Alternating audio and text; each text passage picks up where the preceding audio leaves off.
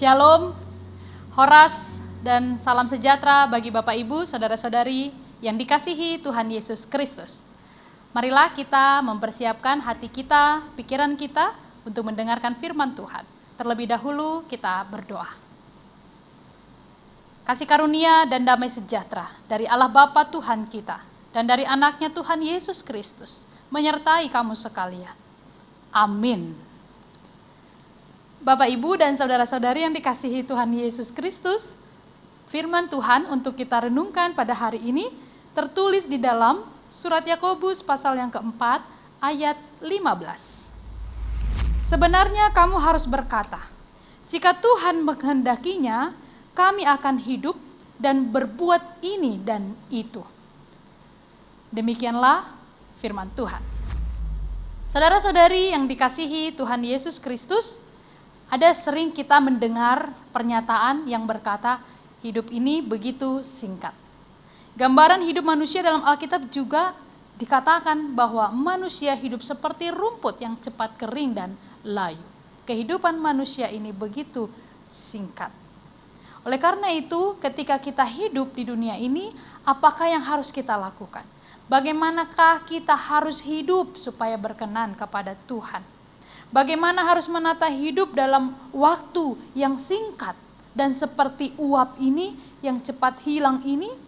Rasul Yakobus menasehatkan agar umat percaya tidak mengandalkan diri sendiri, tetapi memikirkan apa yang dikehendaki oleh Tuhan. Kita melakukan ini, merencanakan ini, hendak melakukan itu, hendak mau kemanapun itu, semua kita harus sadari di dunia ini apapun yang ingin kita rencanakan, itu boleh terjadi jika Tuhan mengkehendakinya. Ungkapan ini mengingatkan kita betapa di dunia ini kita hanyalah manusia yang bersifat fana dan cepat hilang. Dan cepat tidak ada lagi di dunia ini kalau Tuhan berkata, terhentilah langkahmu, maka terhentilah kehidupan kita. Firman hari ini menasehatkan kita, Bapak, Ibu, dan saudara-saudari, di dalam kehidupan kita, kita harus mengandalkan Tuhan. Dalam setiap perencanaan kita, kita harus mengandalkan Tuhan. Dalam setiap rencana, kegiatan, aktivitas, kehidupan, bahkan rancangan-rancangan untuk anak-anak kita, rancangan untuk keluarga kita, apa yang mau kita lakukan tahun depan atau bulan depan, semua itu harus kita sadari jika Tuhan mengkehendakinya, maka kita dapat melakukannya. Khotbah ini mau mengajari kita supaya kita tidak pernah memaksakan kehendak kita kepada Tuhan. Karena rancangan kita ini bukanlah selalu yang terbaik, tapi rancangan Tuhanlah rancangan yang terbaik dan mendatangkan damai sejahtera. Itu sebabnya dalam nats ini diingatkan bahwa hendaklah kita mengatakan, aku dapat melakukan ini dan itu jika Tuhan mengkehendakinya. Ini menyadarkan kita juga bahwa tidak ada satupun bagian dari hidup kita yang di luar rencana Tuhan. Ingatlah Bapak, Ibu, saudara-saudari, apapun yang hendak kita lakukan, selalu sertakan Tuhan dalam perencanaan kita. Pertama-tama kita harus berdoa kepada Tuhan, meminta hikmat daripada Tuhan. Kalaupun kita mau melakukan sesuatu di tengah keluarga, berdoa kepada Tuhan agar Tuhan berkenan untuk memberkatinya, agar Tuhan berkenan untuk memberikan anugerahnya. Yakobus dalam nats ini mengingatkan agar jangan pernah kita melupakan Tuhan. Saudara-saudari, mungkin kita sering melupakan Tuhan, meninggalkan Tuhan dalam rencana hidup kita. Lalu pada perjalanan ini kita gagal. Dalam perusahaan kita gagal. Dalam ekonomi mungkin kita gagal. Dalam mendidik anak juga kita gagal. Karena kita sibuk untuk mencari kehidupan setiap hari, tetapi lupa menanamkan firman Tuhan kepada mereka. Kita gagal. Lalu ketika kita gagal, kita datang kepada Tuhan, mempertanyakan Tuhan. Saat ini, renungan ini hendak mengingatkan kita, jangan pernah melupakan Tuhan dalam setiap perencanaan hidup. Di zaman yang serba modern ini, kebanyakan orang tidak lagi melibatkan Tuhan dalam setiap perencanaan hidup. Dia lebih suka berdiskusi dengan orang, bertanya kepada banyak orang, tapi tidak datang kepada Tuhan dalam doanya. Lalu dia menangis, menggerutu. dia bersungut-sungut, dia melupakan Tuhan di dalam masalahnya. Harusnya jangan pernah melupakan Tuhan. Karena apapun yang kita lalui, kalau itu berdasarkan kehendak Tuhan, maka terjadilah. Dengan pengalaman, kepintaran, kekuatan, kecanggihan teknologi, uang yang banyak, atau kekayaan yang kita miliki, itu semua tidak menjadi jaminan rencana kita ini akan berhasil. Saya punya banyak uang, saya mau bangun ini, pasti akan berhasil. Kalau Tuhan berkata tidak, maka itu tidak akan berhasil. Oleh karena itu, selalu sertakan Tuhan. Atau anak-anak kita, dia pasti bisa masuk fakultas kedokteran karena dia itu pintar.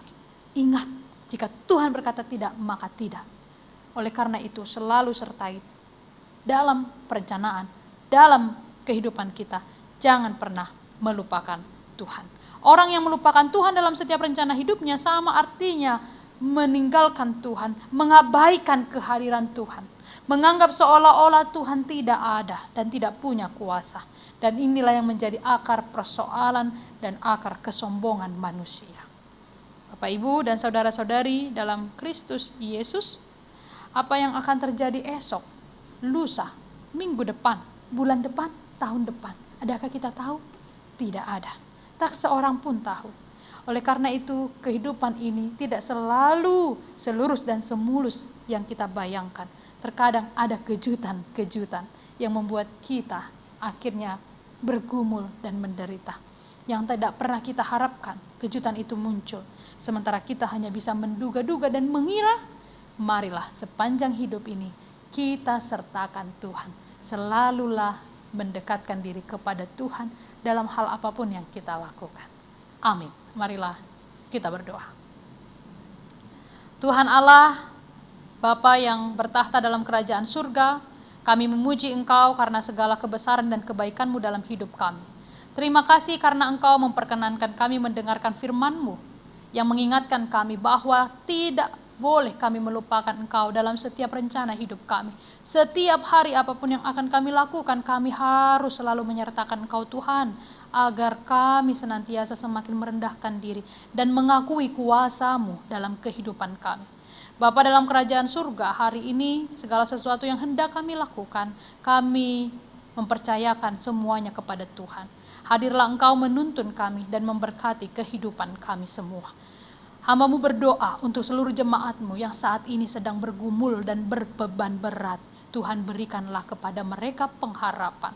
Jika ada yang sedang lemah, terbaring karena sakit penyakit yang belum kunjung sembuh, Tuhan berikan juga kesembuhan dan jamalah mereka, meyakinkan hati dan iman mereka bahwa Tuhan akan sembuhkan mereka.